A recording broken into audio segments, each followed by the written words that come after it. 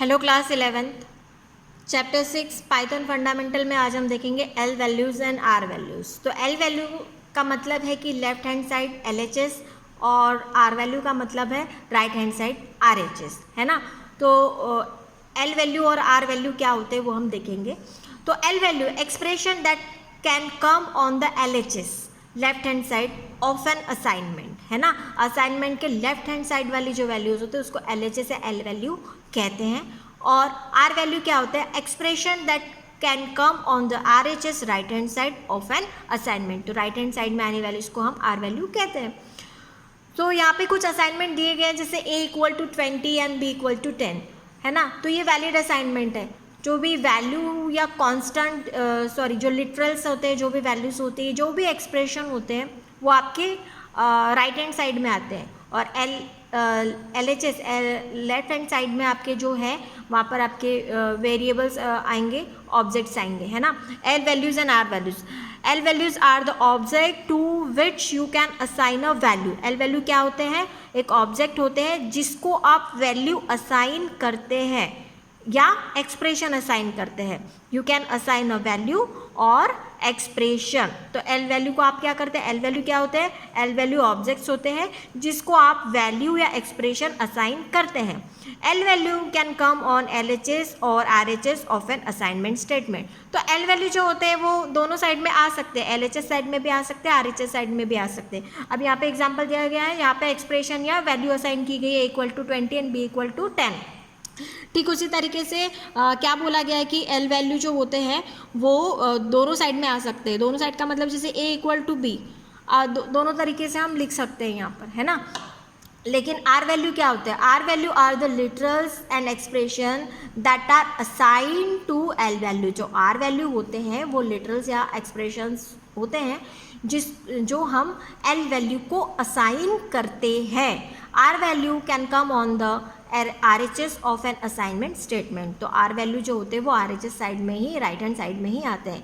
अब जैसे यहाँ पे कुछ असाइनमेंट दिए गए जैसे 20 = 2 है, so this is the wrong. ऐसा असाइनमेंट में नहीं चलता है। तो जो भी वैल्यू होती है लेफ्ट साइड को हम असाइन करते हैं राइट साइड की वैल्यू, है ना। राइट साइड की वैल्यू हम लेफ्ट साइड को असाइन करते हैं। तो 10 = b ये भी नहीं चलेगा। a × 2, अब यहाँ पे एक्सप्रेशन दिया गया, ये भी ऐसा नहीं चलेगा। तो ये भी एरर होगा पाइथन में। द लिटरल्स और the expression that evaluates the value can not come on the LHS of the assignment, है ना। तो LHS साइड में लिटरल्स या फिर एक्सप्रेशन हम नहीं दे सकते। लेफ्ट हैंड साइड में हम लिटरल्स या एक्सप्रेशन नहीं दे सकते, वो हमेशा RHS साइड में ही आएंगे। Hence they are R value but variables can come on LHS of an assignment. लेकिन जो वेरिएबल्स है वो आपके LHS में आएंगे and they are L values. L values can come on the LHS as well as RHS of an assignment. यही आपको example बताया था कि जो एल वैल्यू है दोनों तरफ आ सकते हैं, RHS और LHS दोनों साइड में आ सकते हैं। लेकिन जो एक्सप्रेशंस और जो लिटरल्स होते हैं that is a R value and that will come on always RHS side, है ना। उसके बाद हम बात करेंगे मल्टीपल असाइनमेंट्स की। तो मल्टीपल असाइनमेंट्स क्या है कि किसी वेरिएबल्स को हम मल्टीपल वैल्यू या मल्टीपल वेरिएबल्स को हम वैल्यू कैसे असाइन करेंगे। यहाँ पे पहला एक एग्जांपल दिया गया, assignment same value to a multiple variables. अब यहाँ पे बात हो रही है मल्टीपल वेरिएबल्स की, मतलब वेरिएबल्स यहाँ पे एक से ज़्यादा है और same value in multiple variables को असाइन हो रही है। एग्जाम्पल दिया गया है a = b = c = 10। अब ये 10 है, ये सेम वैल्यू इन तीनों वेरिएबल्स को, इन तीनों मल्टीपल वेरिएबल्स को a, b एंड c को 10 असाइन हो रहा है ना।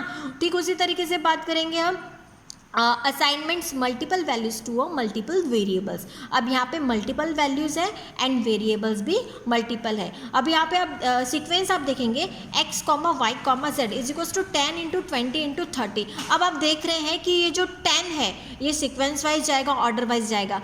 10 है ये x को जाएगा, जो 20 है वो y को असाइन होगा और जो 30 है वो z को असाइन होगा। तो ऑर्डर वाइज हो रहा है, आपको दिख रहा है। It will assign the value order wise, that is first variables is given the first value, second variable the second value and so on. That means the above statement will assign the value 10 to x, 20 to y and 30 to z. This style of the assignments value is very useful and compact.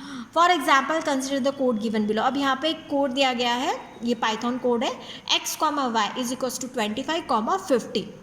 अब आपको भी पता है कि x में जो है 25 जा रहा है और y में 50 असाइन हो रहा है, ठीक है। अब जब हम प्रिंट स्टेटमेंट हमने दिया तो x क्या प्रिंट करेगा, the output will be 25 and 50। Output क्या होना चाहिए, 25 एंड 50, तो it will print the result as 25 and 50।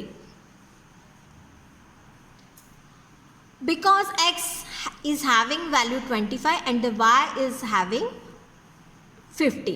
Now if you want to swap the value of x and y, you just need to write. अब यहाँ पे देखिए swapping, Python में swapping बहुत ही आसान है, बहुत ही सिंपल है। आप देख रहे हैं x, y, x में क्या था आपका 25 था, y में क्या था आपका 50 था, है ना। अब x, y, अब x, y is equal to y, x। तो अब देखेंगे आप x में जो है y का वैल्यू जा रहा है, अब x कितना हो गया 50 हो गया, y में जो है x का वैल्यू जा रहा है, अब y कितना हो गया 25। तो यहाँ पे बहुत ही आसान है स्वैपिंग करना। अदर ट्रेडिशनल प्रोग्रामिंग लैंग्वेज में स्वैपिंग इस तरीके से नहीं होती है ना। Now the result will be अब 50 एंड 25। अब हम x और y को प्रिंट करेंगे तो अब क्या आएगा रिजल्ट, अब वैल्यू जो है वो स्वैप हो चुकी है। आउटपुट क्या आ रहा है आपका 50 and 25। Because of this time the values have been swapped and x is having value 25 and y is having 50. While assigning values through multiple assignments, please remember that Python first evaluate the RHS right hand side expression and then assign them to LHS. तो पहले जो expression है RHS side का उसको solve करके वो जो value है वो लेफ्ट हैंड साइड के वेरिएबल्स को असाइन होती है। अब यहाँ पे एक छोटा सा कोड दिया गया, इससे आपको और क्लियर हो जाएगा।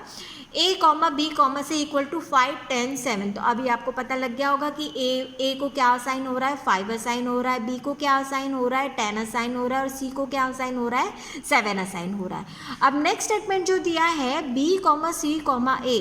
अब b में क्या जा रहा है यहाँ पर a प्लस 1, a क्या था आपका 5 था तो b में क्या गया फिर 6 गया। अब c इक्वल टू, अब देखिए अब नेक्स्ट एक्सप्रेशन क्या है b प्लस 2। अब b क्या था आपका 10 था, है ना, प्लस 2 गया, मतलब c में कितना गया 12 गया। a equal to c minus 1, c कितना था आपका 7 था तो a कितना हो गया अभी आपका 6 हो गया। अभी आप प्रिंट करेंगे a b c तो ये क्या प्रिंट करेगा 6, 6, 12। It will just print the output 6, 6, 12।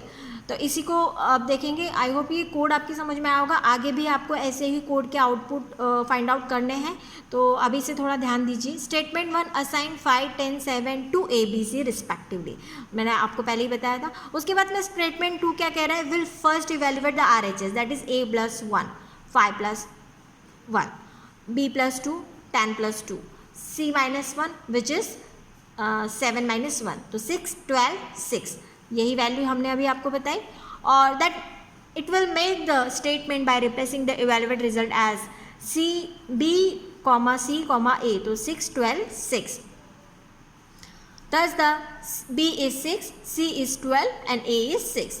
The third statement is print abc। अब abc को प्रिंट करेंगे तो 6, 6, 12 ही प्रिंट करेगा, वैल्यू अभी चेंज हो गई थी। तो उसके बाद एक और कोड आपको दिया गया है, इसका भी आउटपुट आपको निकालना है, जैसे p, q। p में कितना गया है, p आपका कितना है 3। उसके बाद में q कितना है, q आपका है 5। अब q, r, अब q, r में अब q में क्या जाएगा आपका p माइनस 2, p कितना था 3, 3 माइनस 2 मतलब हो गया 1, और r कितना हुआ आपका p प्लस 2, तो p में कितना था आपका 3, तो r हो गया आपका 5, है ना। अभी p, q, r को प्रिंट करेंगे तो ये क्या प्रिंट करेगा फिर, p में आपका 3 है, q में आपका क्या है 1 है और r में आपका 5 है।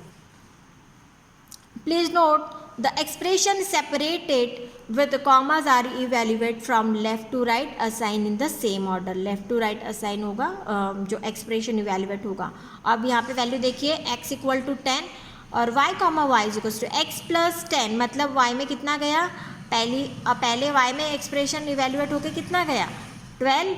उसके बाद में x प्लस 5, अब कितना गया y में, अब हो गया 15, क्योंकि x कितना है आपका 10 है, तो अब हो गया 15। अब जब आप y को प्रिंट करेंगे तो ये क्या प्रिंट करेगा, इट विल प्रिंट द 15, है ना।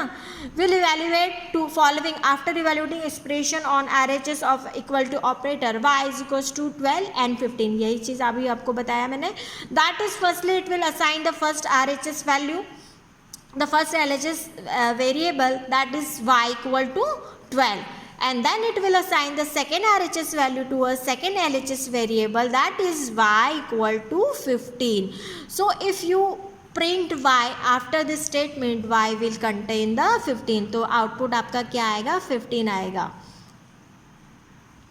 नेक्स्ट एग्जाम्पल की बात करेंगे, x is equal to 20 and 30। अब x फाइनली कितना है, x अभी आपका 30 है, क्योंकि नेक्स्ट स्टेटमेंट में आपका 30 हो गया। अब नेक्स्ट एक्सप्रेशन आपका है, यहाँ पे देखिए y और x प्लस 10। अब x कितना है आपका, y में यहाँ पर कितना गया,